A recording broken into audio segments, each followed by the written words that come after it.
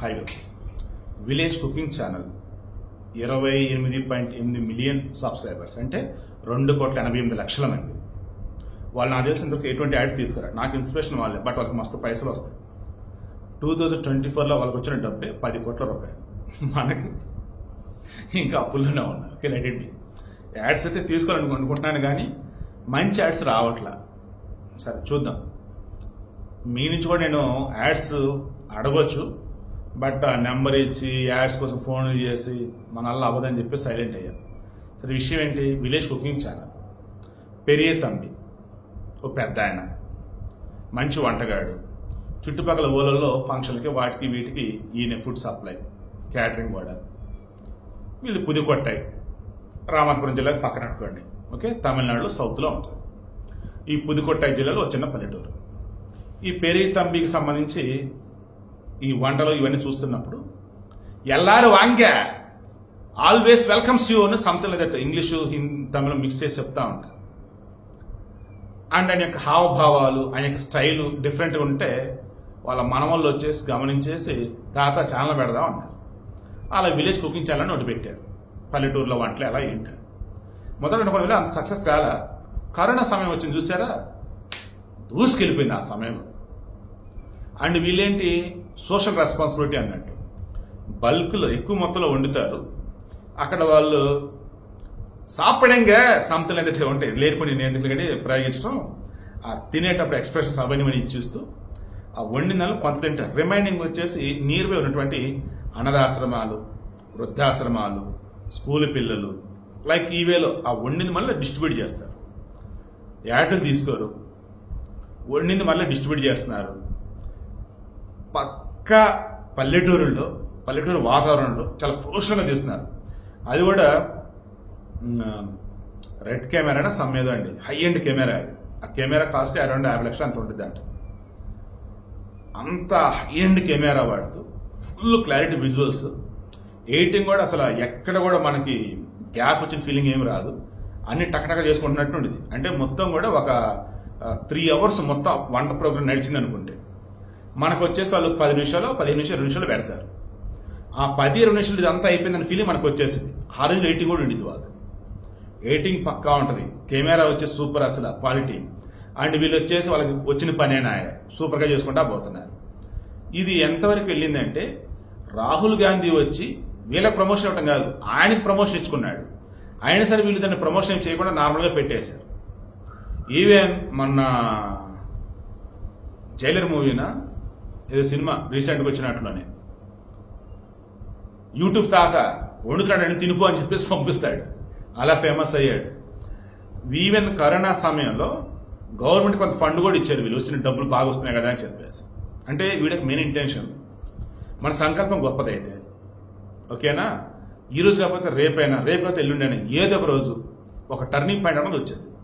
ఆ turning point వచ్చినప్పుడు కరెక్ట్గా యూటిలైజ్ చేసుకుంటే దూసుకొని ముందుకెళ్ళవచ్చు.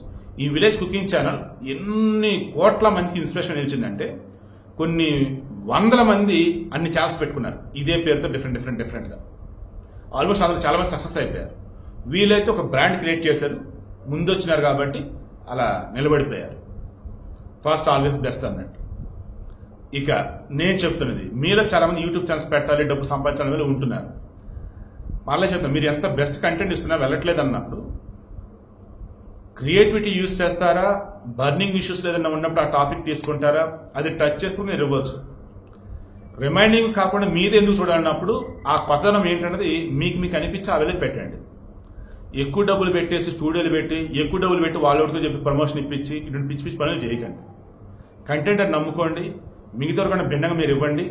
ఆల్వేస్ ఏదో ఒక సక్సెస్ అయితే అవుతారు. వన్స్ ఒక సక్సెస్ అన్నది ఆ టర్నింగ్ పాయింట్ అనేది మీకు వచ్చింది అంటే మీకు తిరిగి ఉండదు. నేను ఛానల్ పెట్టిన 3 నెలలకి మదనపల్లి జంట హత్యలు ఉన్నాయి కదా, వాళ్ళ పిల్లలు చంపారు. అది నా టర్నింగ్ పాయింట్. ఇక దాని తర్వాత వెనుదిరిగి చూసుకోవాలి. ఇంతకుముందు అన్ని టచ్ చేస్తే ఆ తర్వాత కూడా అన్ని టచ్ చేసి ఇప్పుడు అన్ని టచ్ చేస్తూనే ఉన్నాను.